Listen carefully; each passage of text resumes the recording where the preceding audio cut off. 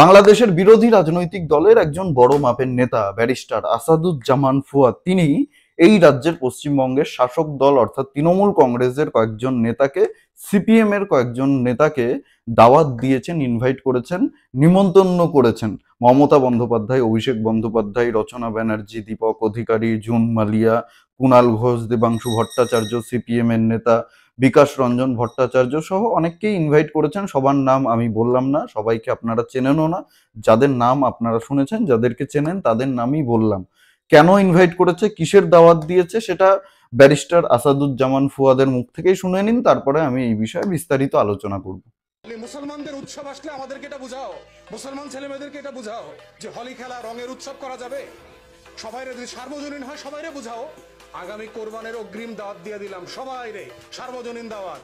সকালে ঈদের নামাজ পড়া গরু কোরবানিতে সামিল হইবা, বিকালে সবার সাথে গরু গোশত খাইতে হইব আমগো। তখন বুঝবো যে ধর্ম যার যার উৎসব সবার কিনা। মুসলমানদের উৎসব আসলে আমাদেরকে এটা বুঝাও, মুসলমান ছেলেমেয়েদেরকে এটা বুঝাও যে হোলি খেলা রঙের উৎসব করা যাবে। সবাইরে যদি সার্বজনীন হয় সবাইরে বুঝাও। আগামী কোরবানের অগ্রিম দাওয়াত দিয়ে দিলাম সবাইরে, সার্বজনীন দাওয়াত। সকালে ঈদের নামাজ পড়া গরু কোরবানিতে সামিল হইবা, বিকালে সবার সাথে গরু গোশত খাইতে হইব আমগো। তখন বুঝবো যে ধর্ম যার যার উৎসব সবার কিনা। আপনারা শুনলেন বাংলাদেশের বিরোধী রাজনৈতিক দল আমার বাংলাদেশ পার্টির নেতা ব্যারিস্টার আসাদুজ্জামান ফুয়াদ সকলকে গরুর মাংস খাওয়ার, গরুর গোস্ত খাওয়ার দাওয়াত দিলেন।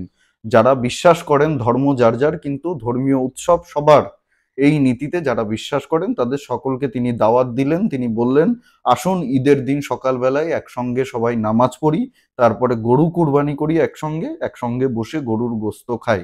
এই দাওয়াত তিনি দিলেন। এই নীতিতে আমাদের রাজ্যের শাসক দল অর্থাৎ তৃণমূল কংগ্রেসের অনেক নেতাই বিশ্বাসী, সিপিএম এর অনেক নেতাই বিশ্বাসী, মমতা বন্দ্যোপাধ্যায়, অভিষেক বন্দ্যোপাধ্যায়, কুণাল ঘোষ, দেবাংশু ভট্টাচার্য, যাদের নাম আমি বললাম, দীপক অধিকারী, যাদেরকে আপনারা দেখেন একেবারে হিজাব পরে, টুপি পরে ইফতার পার্টি করতে চলে যান, হাত সামনে রেখে দোয়া করেন, কালমা করেন, তারপরে ইফতার করেন।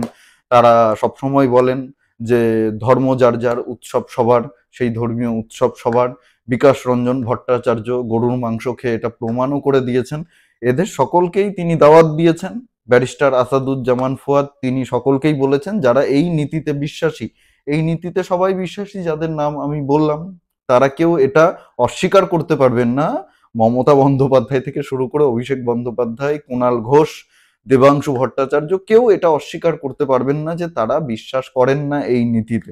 তারা সবাই এই নীতিতে বিশ্বাস করেন। আমার ব্যক্তিগত মতামত, তৃণমূল কংগ্রেসের যেসব নেতারা এই নীতিতে বিশ্বাসী, যারা টুপি পরে হিজাব পরে ইফতার পার্টি করতে চলে যান, তারা সবাই যেতে পারেন এই দাওয়াতে। বিকাশ রঞ্জন ভট্টাচার্য তিনি তো গরুর মাংস খেয়েই প্রমাণ করে দিয়েছেন, তিনিও যেতে পারেন, সবাই যেতে পারেন।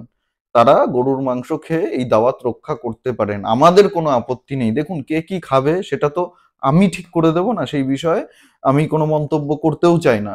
যদি কারোর ইচ্ছা হয় গরুর মাংস খাবো, সে খেতে পারে। যদি কারোর ইচ্ছা হয় কুকুরের মাংস খাবো, সে খেতে পারে। যদি কারোর ইচ্ছা হয় বিড়ালের মাংস খাবো, ভাগাড়ের মাংস খাবো, নিজের বাড়ির লোককে মেরে তার মাংসটা খাবো, খেতেই পারে, সেটা তার রুচিবোধ। এটা নিয়ে আমি কোনো মন্তব্য করতে চাই না, আমার করার কোনো ইচ্ছাও নেই। কিন্তু যে ফুয়াদ, ব্যারিস্টার ফুয়াদ, আসাদুজ্জামান ফুয়াদ দাওয়াত দিয়েছে, সেই দাওয়াত আমার মনে হয় সকলেরই রক্ষা করা উচিত, যারা সেকুলার, যারা বিশ্বাস করেন যে ধর্ম যার যার, উৎসব সবার। যদিও এই নীতিতে কোনো মুসলিম ধর্মের নেতা বিশ্বাস করে না, যদিও এই নীতিতে কোনো মুসলিম রাজনৈতিক নেতা বিশ্বাসী নয়, তারা কখনোই এই নীতি অনুসরণ করেন না। তাদেরকে কখনো দেখবেন না শারদীয়ার শুভেচ্ছা জানাতে, দীপাবলির শুভেচ্ছা জানাতে। আসাউদ্দিন ওবেসিকে কখনো দেখেছেন দীপাবলির শুভেচ্ছা জানাতে, কখনো টুইট করতে শুভ দীপাবলি, রামনবমীর শুভেচ্ছা, দশেরার শুভেচ্ছা, হ্যাপি হোলি? কখনো দেখেছেন? আসাউদ্দিন ওবেসির কথা বাদ দিন, আমাদের রাজ্যের আইএসএফ, ইন্ডিয়ান সেকুলার ফ্রন্ট, যেই রাজনৈতিক দলটার নাম, সেই দলের নেতা নওশাদ সিদ্দিকী সবসময় টুপি পরে, ধর্মের টুপি পরে রাজনীতি করে। সেই নওশাদ সিদ্দিকীকে কখনো দেখেছেন দীপাবলির শুভেচ্ছা জানাতে, শারদীয়ার শুভেচ্ছা জানাতে, দোলের শুভেচ্ছা জানাতে, দোল পূর্ণিমার শুভেচ্ছা জানাতে, রামনবমীর শুভেচ্ছা জানাতে?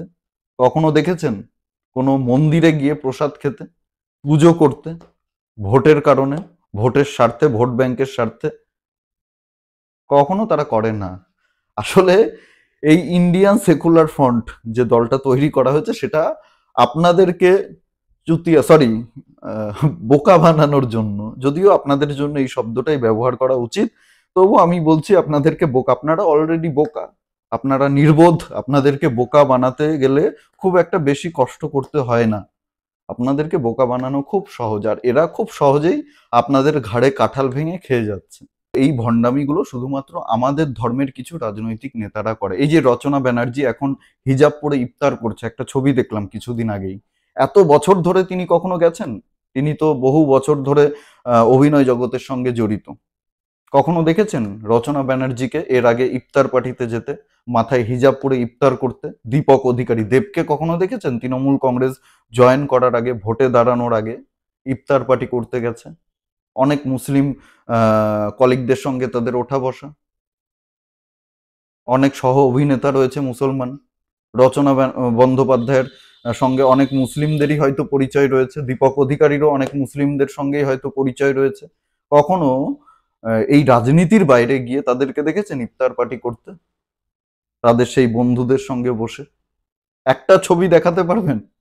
আসলে আমরা হিন্দুরাই হচ্ছে বোকাচন্দ্র, সেই জন্য এই ধরনের নেতারা এই কাজকর্মগুলো করে বেড়াতে পারে, এইসব ভণ্ডামিগুলো করে বেড়াতে পারে। ভিডিওটি ভালো লাগলে প্রচুর পরিমাণে শেয়ার করুন, লাইক করুন, কমেন্ট করে অবশ্যই আপনাদের মূল্যবান মতামত জানান। আর জাগরণ বাংলা ইউটিউব চ্যানেলে নতুন হলে আমাদের চ্যানেলটি সাবস্ক্রাইব করে পাশে থাকুন। পাশের বেল আইকনটি প্রেস করে দিন, আমাদের প্রতিটি ভিডিওর নোটিফিকেশন আপনার কাছে সবার আগে পৌঁছে যাবে। সবাই ভালো থাকুন, সুস্থ থাকুন, আশেপাশে সবার খেয়াল রাখুন। জয় হিন্দ, বন্দে মাতরম, ভারত মাতা কি জয়।